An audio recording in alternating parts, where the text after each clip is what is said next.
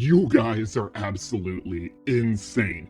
We got 82 bold opinions on the Give Me Your Boldest Dead by Daylight opinion, and I wish I could read them all. I really could, but we'd be here forever. I'm sorry, I just don't have the time right now, but please, I recommend go read through all the comments. Some of them are just hilarious, and I wish I could have included them.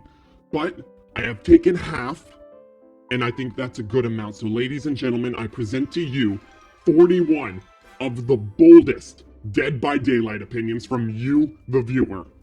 Bubba should be able to throw his chainsaw at survivors. No mither is a viable perk. People just need to learn how to use it. Last night I saw a match with Bubba and a survivor said you camp super fast, and that should become a new feature. If you look at a hook survivor, the timer should deplete faster. Have you heard about gen rushing? Now prepare for camp rushing. Why is Five Nights at Freddy's not a thing in Dead by Daylight?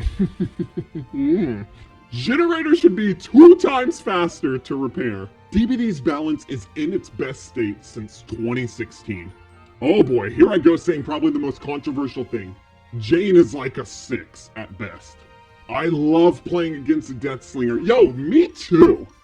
Noed is hated way too much. It's not even that good of a perk. And Distortion, the Jeff perk, is way underrated. I don't have crazy opinions, but Blight will be nerfed soon. Starstruck is the best perk. That is all. Plague is the most boring killer to play and go against. I'll accept my war declarations now. I think RPD isn't as bad as people say it is. I'd say the worst maps are Red Forest or Gideon Meat Plant. I feel like Clown needs some love to his ability. It's not that solid and I really think he needs a buff. Also nerf the pig. The graphics are so bad, they're good. I actually think that the old Ruin is worse than the new one. I don't think the game can get stale. Like Matthew said, if you're bored, just play another game. Sadako is by far the worst killer in the entire game. Every single aspect of her kit feels lackluster, and or is done better by someone else. And she has absolutely zero lethality. Hex Ruin should go back to the old one. Where are you all coming from? With this, Hex Ruin needs to be reverted back to its original. Are you all insane? Putting TTV in your nickname should be bannable and forbidden. Basement Bubba isn't unfun to go against. The fun part is trying to get him away from the basement and see how many people you can get out. Nurse is one of the most fun killers to go against. I have so much fun trying to break line of sight and doubling back and just generally trying to confuse them on where they should blink next. I love just running and confusing patterns and directions to throw them off. If you don't know where you're going, they don't know where they're going. The game and Midwich are good maps. I always enjoyed getting them as Survivor and Killer. I'm a Midwich lover too. The game, on the other hand? Dead Hard should not have invincibility frames. It being an exhaustion perk you can use on command already makes it strong and unique. I think this would encourage smarter plays to be used for distance, rather than a free second chance in some situations. Also allow it to be used healthy to lessen some of this harsh nerf. Nemesis should have a faster movement speed than other killers so it matches with his running animation.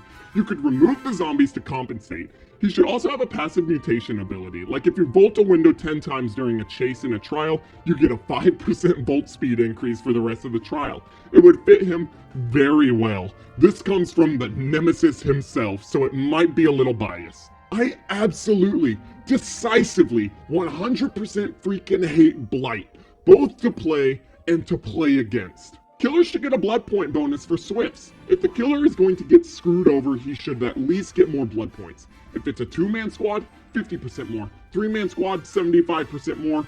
2 2-man squads, 100% more. If every survivor is one singular squad, 200% more. Excuse my language, but if I'm gonna get fucked by a 4-man Swift, I want more blood points. Eerie Hatchets aren't really OP.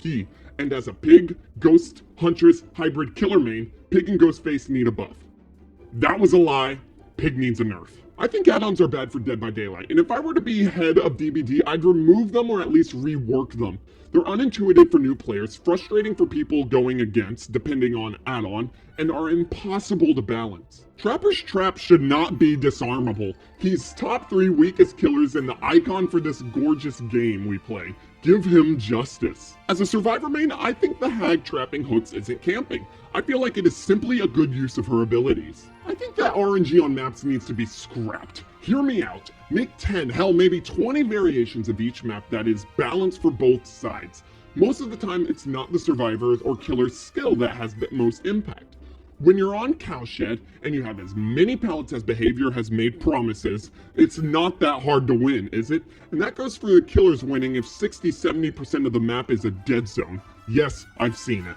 Dead Hard isn't the survivor equivalent to NOED, neither is Adrenaline or any other perk or add-on like Brand New Part. The survivor equivalent to NOED is Swift. Gives an extra advantage to the survivors, let them recover from poor gameplay with communication. And just like NOED doesn't guarantee a 4K every match, Swift doesn't guarantee a 0K. But people who win via Swift aren't as good as they appear to be and have the wrong MMR, just like killers who rely on NOED. Clowns are king of terrible killers to play against. He'll slow you down and you just can't see anything, and Aura C add-ons are so OP. The Shape is the worst killer in Dead by Daylight. He starts off slow, you have to build up his power, and you only increase your lethality when you get to tier 3. Plus his iridescent add-ons just aren't worth it half the time when you go against a half-decent team of survivors. Twins have the potential to be one of the coolest killers in Dead by Daylight if they receive some quality of life changes and some numbers changed around. The Dredge is the sexiest killer in Dead by Daylight. Hell yeah, he is. Nemesis is a balanced killer. Take it either way.